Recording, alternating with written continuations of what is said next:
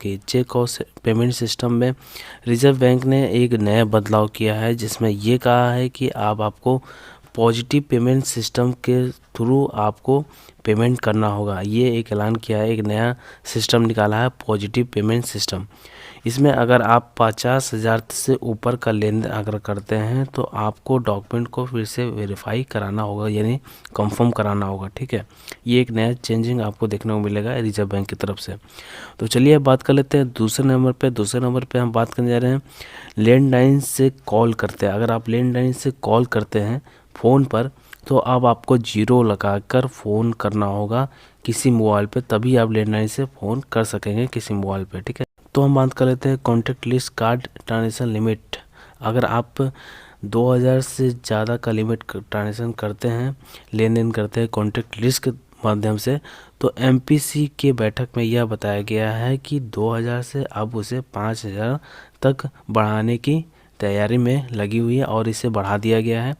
अब आप जो 2000 लिमिट तक ही ट्रांजेक्शन कर पाते थे, अब वो 5000 तक आप कर सकते हैं बहुत ही इजी तरीके से। तो अब चलिए बात कर लेते हैं चौथे नंबर पे। तो चौथे नंबर पे हम बात कर लेते हैं तो कार और बाइक वाहन जितने भी हैं उन सभी के भाव बढ़ जाएंगे, यानी वो सारे दाम महंगे हो जाएंगे, चाहे वो महिंद्रा हो या हीरो हो या आपका होंडाई हो या ऑटो कंपनी की जितनी भी कंपनियां हैं, सब कंपनियां ने वाहनों में अब आपको वाहन लेने में आपको महंगा पड़ेगा। ये सारी कंपनियां अब महंगा कर देंगे। तो चलिए अब बात कर लेते हैं हम पाँचवें नंबर पे अगर हम बात करें तो फास्टैग आप समझ रहे होंगे, टोल प्लाजा जो भी आपको लगते थे उसमें 100% टोल फास्ट के माध्यम से अब आपको पेमेंट करना होगा, और जो भी मैनुअल होता था पेमेंट उन्हें बंद कर दिया जाएगा। अब आपको सिर्फ फास्टैग की ही मदद से पेमेंट करना अनिवार्य हो जाएगा। तो चलिए अब बात कर लेते हैं जीवन बीमा पॉलिसी। जीवन बीमा पॉलिसी क्या है? जीवन बीमा पॉलिसी में सभी के जितने भी एलआईसी कंपनी हैं उन सभी के जो रेटिंग है, जो भी उनके प्राइस है, IRDAI ने ये कंफर्म कर दिया है कि सभी एक सेम बराबर नॉर्मल बीमा योजना निकालें ताकि वो एक जैसा ही रहे।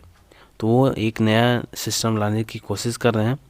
तो चलिए अब हम बात कर लेते हैं जीएसटी रिटर्न। अगर आप जीएसटी रिटर्न करते हैं तो सालाना में 5 करोड़ रुपए तक के टर्नओवर वाले छोटे कारोबारियों को अब सिर्फ 4 जीएसटी सेल करना होगा, जिसका है जीएसटी R3B रिटर्न भरना होगा उनको, यानी आपको जीएसटी 3B ही भरना होगा, जिसके ज़रिए आपको और भी ज़्यादा इजी होगा और ये 4 जीएसटी सेल आउट करना होगा। ठीक है, तो ये सारी चीज़ें आपको बदलाव की गई हैं। उम्मीद करते हैं आपको ये छोटी सी वीडियो ज़रूर पसंद आएगी।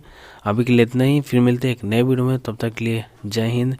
नए साल के लिए आप सभी को शुभकामना, और वीडियो को लाइक कीजिएगा, चैनल को सब्सक्राइब कीजिएगा। फिर मिलते हैं एक नए वीडियो में।